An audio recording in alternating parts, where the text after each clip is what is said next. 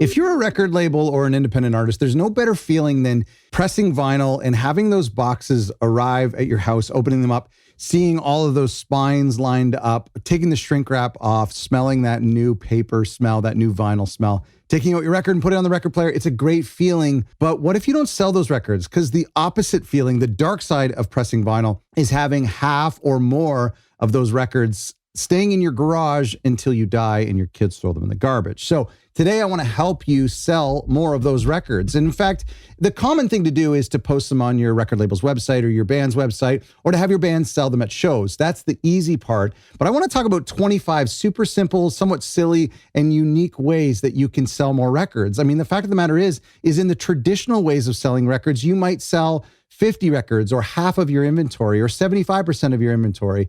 And so it's that last half, that last 25% that I want to help you with. And these 25 tips, each one may help you sell just one record, but that's 25 more records. And if all of these tips help you sell 2 records each, that's 50 records. And for some of you, that's half of your inventory or a quarter of your inventory. Okay, let's dive in. Thanks to Echo Creative for sponsoring today's episode. They're a great company and a small company, a label-run company that helps you design better album covers and graphics for your new release. So check the link in the description of this episode, and thank you to them for sponsoring today's episode. Tip number 1, hype stickers, marketing stickers. Put marketing stickers on your vinyl. What's a marketing sticker? I'll show you. It's this little rectangle here, and it has this is Japanese, so I wouldn't understand it. It's on the cellophane, and oftentimes it describes the album. It tells who the band is, where they're from, maybe has a QR code to sample the music or a barcode or the record label logo. This will help, especially in retail, you sell more records because people have unlimited options. And if they see this album cover that they're really interested in, but they don't know anything about it, I've even seen people put pictures of the color vinyl in color on the hype sticker because they can't open the record and see how cool the vinyl color looks. So if you show them a picture on the cover or a picture of the band, it's more likely to help you sell records, maybe at shows, but mostly at retail. Number 2 is hand numbering. This is free and easy to do. So basically, if you have 100 copies or you have 200 copies, get the band to write 1 out of 200, 2 out of 200 on all 200 copies in the back corner or on the front in a marker or whatever. This adds a little bit of scarcity, a little bit of urgency for people to order the record soon so they get a low number, or to know that like the first 50 are hand numbered, or this first run is hand numbered so you can prove that this is from the first batch. It's free to do, it's easy to do, and fans really love hand numbered records. They can be like, I got 500 of 500, or I got 10 of 200. It's something to kind of show that even their copy is unique. Number 3 is unboxing videos. Basically, that moment I was talking about of having the record arrive from the pressing plant, get the artist to record themselves seeing their music on vinyl for the very first time, maybe dropping it on the turntable for the very first time. That's a really special, engaging moment that like we just do and we don't record when it could create some really cool promotional content for the record. Number 4, partnering with your pressing plant. So every pressing plant out there is trying to get more artists and more customers, and they're being very active on their social media channels, or a lot of them want to be more active.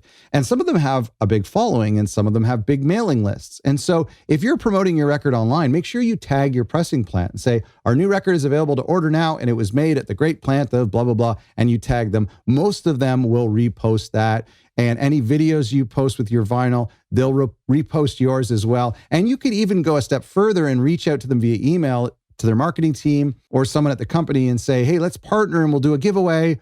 Or I want to promote your pressing plant and I want you to promote my record. And there's a way to do that together. Most plants, it's a good opportunity. Number 5 is a live release show. This is the classic CD release show, but with vinyl. And most bands do an album release party, right? They perform, or they have a big party or a dance or whatever at a club or a bar or a house show. That's a great way to celebrate the new record, but it's also the best way to sell a bunch of records because you could give like an introductory price that's only available that night. Like the record's $20 and everywhere else it's $25 or $30. You could get a lot of people who maybe aren't even vinyl collectors who just want to show their support and buy a copy. So have a release show if only to sell records. This leads me to tip number 6, and that's a listening party, a live listening party. There's a label in our community who did a live listening party where they had some chairs they rented out a library or a bookstore, and they set up some chairs and they put the record on the turntable and they listened through all of side A and they served some wine and cheese. They took a little break, flipped it over, listened through side B. It was a really cool experience, and a lot of people bought the record that night. Number 8 is to undercut with your pricing. Be really competitive with your pricing.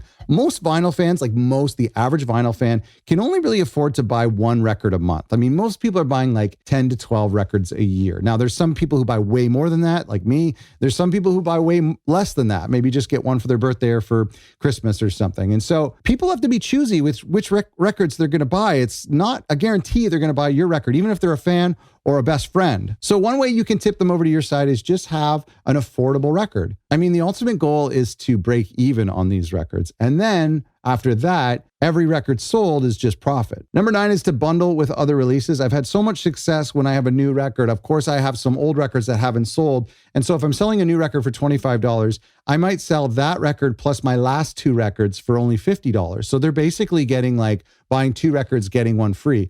So this really speaks to the long tail of being a record label or being an independent artist with a back catalog, is that you might have some records from 5 years ago or 10 years ago or 15 years ago that hasn't sold, and you can bundle them together to kind of ride the coattails of your new release. I always do a 4 or 5 record bundle that includes my newest release for $100. And usually 2 or 3 people will take me up on the offer. Number 10 is have a premium version. And not only a premium version of your record, but multiple tiers. So maybe the highest tier, you only offer one bundle.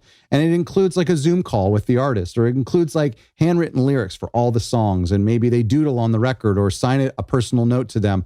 Whatever your fans would create this massive premium bundle. And maybe there's a gold bundle underneath it that's only 5 copies available, and they're hand numbered and they're autographed in one song lyric or whatever. And then the rest of the copies are just normal. And so you add a little bit of a premium option for some of your diehard fans. Not everybody will do it, but there might be that one person. And you're essentially selling one record at 4 or 5 times the cost. Number 11, take gorgeous pictures. So many people just use a basic 2D mock-up of their record, or they'll just take a bad picture on their phone in the dark of the album when it arrives. When the record arrives, especially if it's a great album cover and a nice color disc, maybe spring for a photographer or talk to someone you know to take some really beautiful product shots. That'll help sell the record online. Most of our records today are being sold online. They don't get to experience them in the record store. Even in the record store, it's in shrink wrap in a lot of cases. They don't get to open it up and see everything. So if you can afford it, take some really nice photos of those records. And maybe you hire a photographer to take product shots for all of the records on your record label. That way, you're not paying $250 or $500 for just one record. You're getting a photo shoot for maybe 10 releases all at once. Number 12 is to engage with vinyl influencers. There's a lot of Instagram accounts and TikTok accounts out there of people who talk about record collecting. They share a different release each day. What's really important is if you have a especially beautiful record, a record that sounds really good, that's maybe on a really unique color variant, has a really cool graphic jacket, influencers are going to want to share it if it's designed really well. You're probably not going to have success with a sort of okay album cover and a black record. But if your package looks really, really cool, reach out to some of these vinyl influencers. You might have to pay them or send them the record for free. I don't really know how it works. But if they have a big following and they agree to promote your record, it's a really good exposure opportunity for you. Number 13, and this speaks to this week's sponsor, Echo Creative, and that is take time on the artwork. Invest in the album cover. Don't think of it as an afterthought. Actually put some real intention and investment into having a great album cover, and in fact, a great jacket design. Both the front cover, the back cover, the spine, the inside, if it can open up, the labels, the marketing sticker. This is all part of the package. And a great looking irresistible package is what will convince people to actually purchase it. So why isn't your record selling? Maybe the artwork isn't that great. Number 14, do color vinyl. This is the most obvious. I know there's people who like black. There's some vintage records I really do prefer black. And some color variants I think are kind of ugly. But on the most part, I really appreciate color records. And honestly, most vinyl collectors today, modern vinyl collectors, really love unique color variants, unique combinations and swirls and marbles and splatters.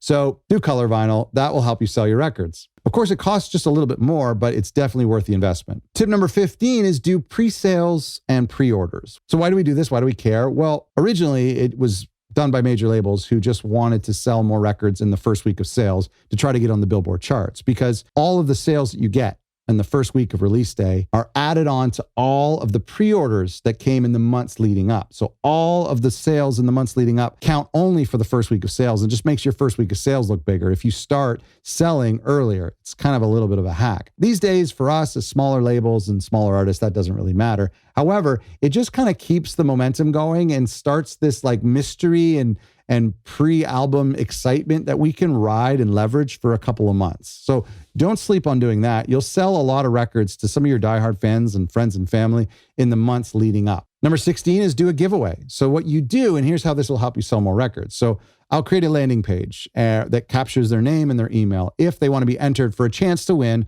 a free record, my new record for free. And so let's say 50 or 100 people want a chance to win, so they enter their email address. There's only going to be one winner, and that person's going to get a record for free. So it doesn't help you sell records. That's one that is giving away. However, some people will have joined the contest and they didn't win. They'll be like, oh, or maybe you email them and say, you didn't win, but here's 10% off the record or 20% off. And those people will be like, well, I really did want this record. I was hoping to get it for free, but I guess I'll support the artist. On the other side of the coin, you now have 50 to 100 email addresses for people who actually did want your record, and you can email them a coupon or you can email them about your future releases. Number 17 is try lathe. It's over there. I don't feel like standing up and getting it. But on my last record, I did actual vinyl.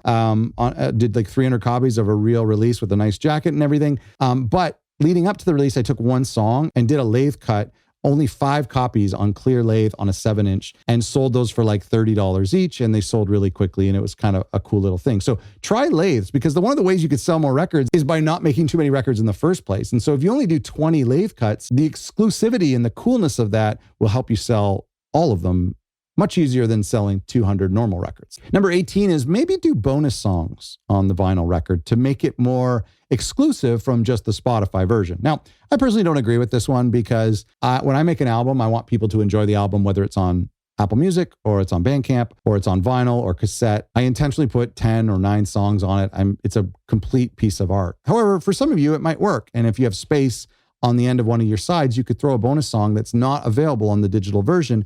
So people are like, if you want to hear that song, you have to get the vinyl version. Number 19, similarly, maybe add a golden ticket to one record, and that winner gets a free ticket to a show, or that winner maybe gets everything the record label releases for the next year, or everything the record label has ever released, they get sent to them. Maybe when you're packing your pre-orders, one of the pre-orders is going to come with all of the other records that this artist has ever released, or all the other records that your record label has released. So everybody gets their pre-order in the mail. They wait for the box to arrive. Most people just get one record in a box, but then there's one special person who has a big box arrive on their doorstep that comes with like 20 records. Number 20 is do local color variants. This is something I've never done before, but I've always wanted to try. So imagine you print 200 copies, you do 100 black, then you do 50 on blue vinyl, and then you do like another 50 on a special color variant that is exclusive to your hometown or the band's hometown, only for records that were bought at shows in that hometown or at record stores in that hometown. If you're from Pittsburgh,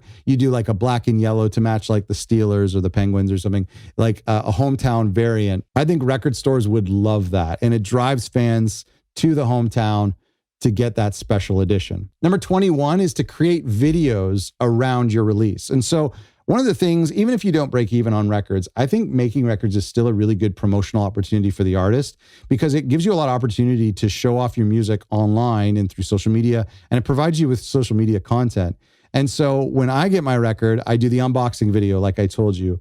I also create some digital graphics where I use the artwork from the album cover to create a vertical reel. And then I have a picture of the disc that's spinning nicely. And then the lyrics are printed. And then the song is playing in the background. And I do 10 of those for each song of the album. So it not only promotes the song and the album, but also shows that you can get this on clear vinyl. It looked really cool. You can also just do like a walkthrough of the album. So not just a unboxing, but like taking apart the individual pieces and showing the color and what it looks in real life and what everything looks like together. And so then somebody who is used to just seeing like a small little picture, a static 2D image of the album, is now seeing you opening it up and being like, that looks really cool. I want one. There's tons of videos you can make. You could even do a time lapse of the graphic designer designing the album cover if you think about it ahead of time. I just realized when I'm reading this list, I missed number 7. So here's number 7.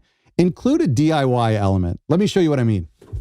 This is my friend's record, and this record is a lathe cut, as I mentioned, but this jacket is a white blank jacket that you can buy, and he's painted on it on the back, and he's drawn on it. And so there was only like 5 copies made of this record, and he drew on every label, stamped on every label, and every jacket. Now, that's an extreme DIY version, but you could do simpler things by just including handwritten lyrics or hand numbering, as we mentioned, inside the sleeve. You could leave the labels blank and have the artist write on each label the track listing and which side. That's dangerous because you might get it mixed up. But just think about adding like a intimate, personal DIY element to your vinyl release so it feels more special. Okay, all the way back down to 22. Poll your audience before you press your records. So what I mean by that is, what are some of the things that we've talked about today that actually matter to the people in your record collecting community or in your genre or fans of your artist and record label? For instance, do they prefer black vinyl? Maybe you're investing all this time and energy and money into making a color variant, but maybe they actually want you to just do black vinyl. Maybe they don't care about all these extras and they just want the music, and they just want it to be 180 gram or 200 gram and super hi-fi. You need to know these things. So before you press your records, create a Google form and ask some of your diehard fans, or just a simple social media survey or questionnaire asking what are some of the things that they want out of a vinyl release that's important to them. Number 23 is sell via the long tail. What this means is don't stress after release week is done or release month is done and you still have half of your inventory. You sold 25 copies in pre-orders. You sold 25 copies in the week the album came out. You're probably going to sell another 25 copies over the next 3 to 6 months while the album is still sort of new, sort of fresh. And then you're going to be left with 25% of the copies that are going to sit around for maybe the rest of the year, maybe the next 5 years, and like me, maybe 10 years.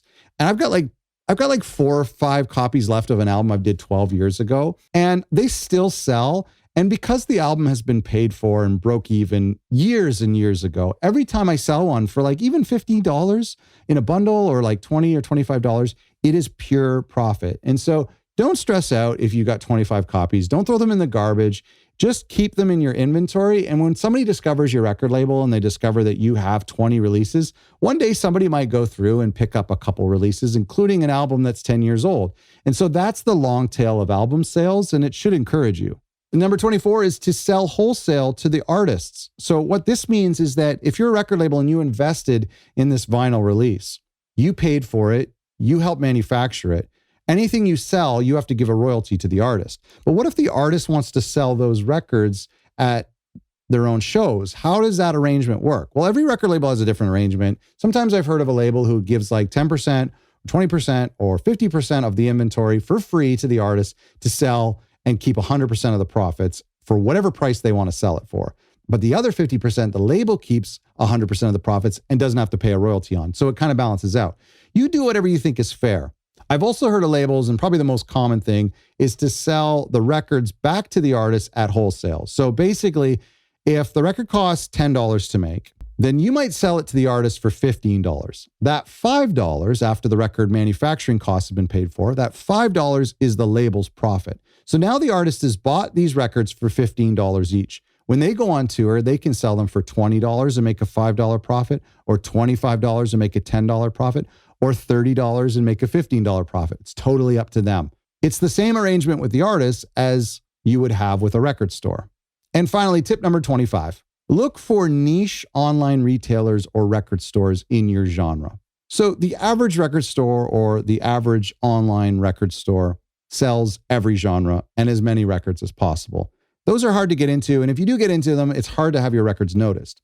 But what about if you are an independent jazz, modern jazz record label, and you go online to find, is there a record store somewhere in the world, maybe in Germany, maybe in France, maybe in New Orleans, that sells only like cool, obscure indie jazz records? Find that store, reach out to them, pitch them your record. Maybe you send them 5 or 10 to sell on consignment. Maybe they have an online store and they'll stock some quantities for you. In the same way, I wanted you to look out for vinyl influencers. Start to look for people in your genre as well who have an online store. There might be some other record labels that also sell other labels' inventory. Okay, that's everything. I hope you found this helpful. Remember, this is just the compound effect. This is just 25 different tips that may only help you sell one record per tip. But then I've just helped you sell 25 records. And if you only pressed 100, that's 25% of your inventory. You're welcome. Maybe 5 of these 25 stood out to you, and 5 of these will help you sell 10 records per tip. That's 50 records. You're welcome. The point is, there's a lot more that we can do. There's some creative ways that we can sell records. But don't stress. Don't stress about having excess inventory. After release day is over, the album is not dead. There's a lot more life on a record. These records are going to sell and be enjoyed and be traded for the next 20, 30, 40, 50 years, hopefully. Go to otherrecordlabels.com/vinyl, where I have a bunch of free and helpful resources for indie labels and indie artists who are pressing vinyl for the first time or for the 100th time. And thanks again to our friends at Echo Creative. Go to echocreative.io to show them your support and to reach out to them for all of your record label's graphic design needs, whether it's album covers, it's layouts for CDs, cassettes, or vinyl, or social media graphics. Make sure you check them out at echocreative.io. Thanks for watching.